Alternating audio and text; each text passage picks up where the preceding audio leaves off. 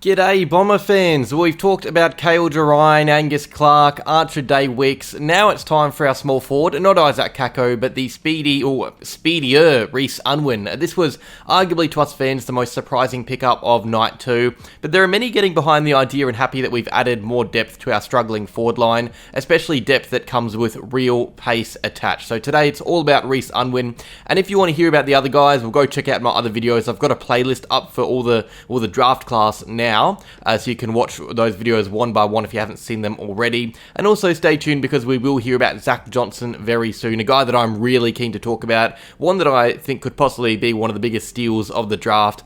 First though, let's talk about Unwin. Alrighty, so Rhys Unwin, here's another country boy added to the team. He's from Cobden, same area as Zach Merritt, so we have a few of those nice little stories, and so some geographical links. We've got Clark and Redmond, Merritt and Unwin, and as you know me, you know that I like these country boys a lot. They work harder than us city folk, and it's good to have younger country boys in the same area as those older ones, the leaders on the team. Hopefully Merritt and Redmond can help these younger guys settle in more and deal with homesickness a bit better, so that should help.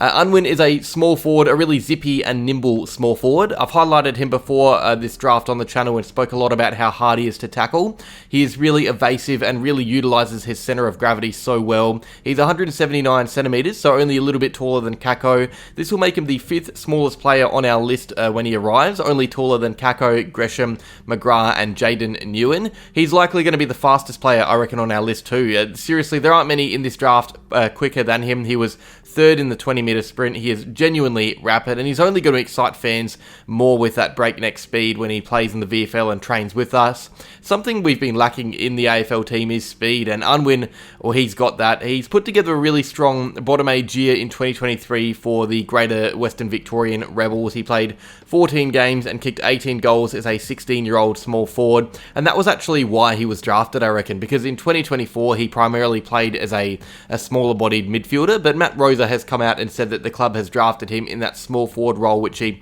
specialised in the year before, so that's something to note. It's really interesting. Even Unwin himself labels his own game in that range of the field as that forward.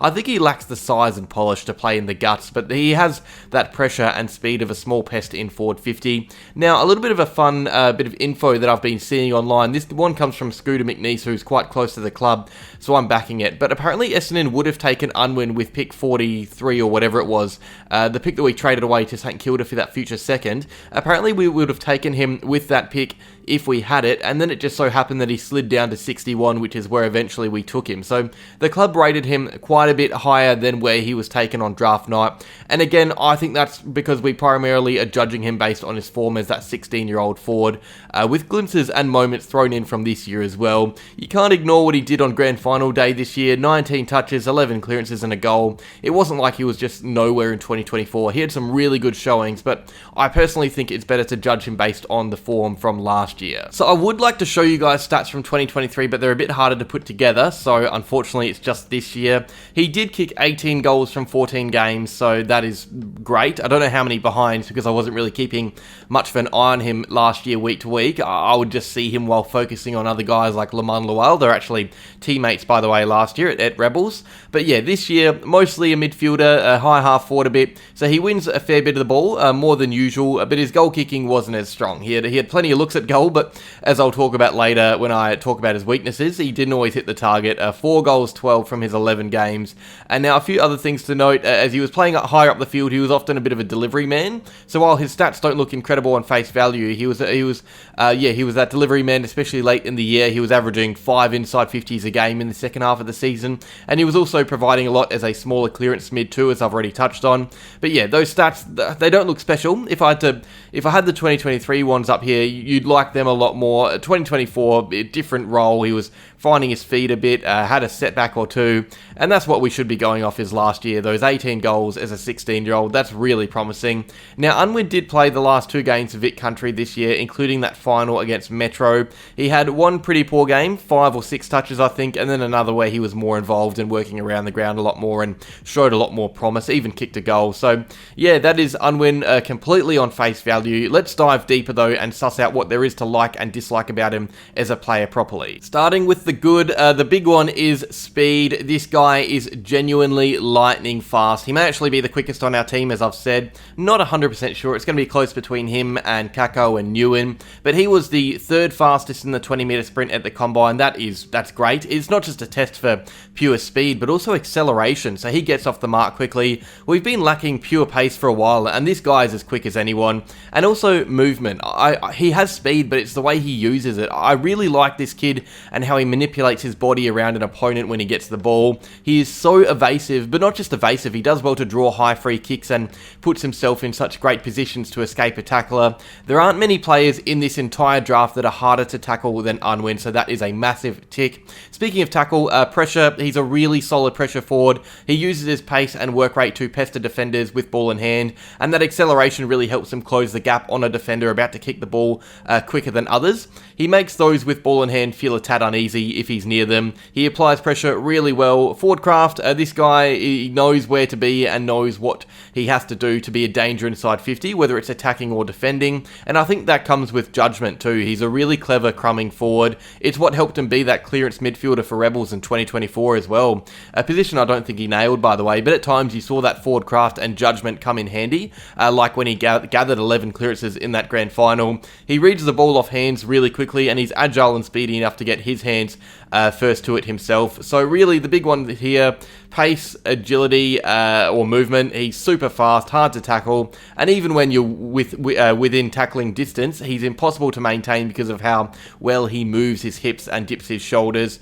I'm sure he'll have some great highlights inside forward 50 when he's playing in the VFL. And on to weaknesses. I mean, the big one is his skills, both by foot around the ground and more noticeably this year in front of goals. So he did primarily play more as that midfielder, as I've said, and I feel like he was really prominent as a clearance player, but there were times where you'd notice some errors with his kicking seep through. As I said earlier, he kicked 4 goals and 12 behinds for Rebels this year. That's something that you probably got to look at a little bit and get taught into your system. As that chaotic small forward, you don't have to be the best kick around the ground, but ideally you're getting better output than a 33% goal accuracy.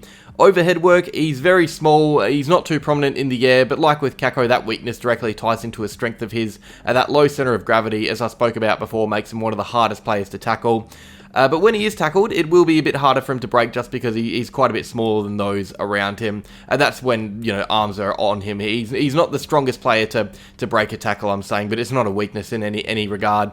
Composure, he's a pretty manic player. It's hard for those little Tom Papley types to calm down and compose themselves, especially in the heat of a contest, and that's something that he'll need to learn a bit off Merritt or someone at the club. And consistency, I noticed this late in the year in finals. I watched most of the Talent League finals series, and I watched the Rebels prelim and grand final. In the prelim, he had 14 touches and a few turnovers. In the grand final, he was honestly just about their best on ground. He had a goal, almost 20 touches and 11 clearances. I think he started the year with 2 behinds from 14 touches as well. He had some pretty poor performances thrown around is what I'm trying to say. So his consistency wasn't what you would hope it to be, and that'll be something that he needs to work on over the next year or two as well. Really getting the most out of his performances week in, week out. But for me, the big weakness is his ball use, and I guess we'll see how he works on that at Essendon over the preseason. Expectations for 2025 and beyond. 2-year contract, so we get a look at him for 2026. I'm quite reserved in my expectations for Unwin.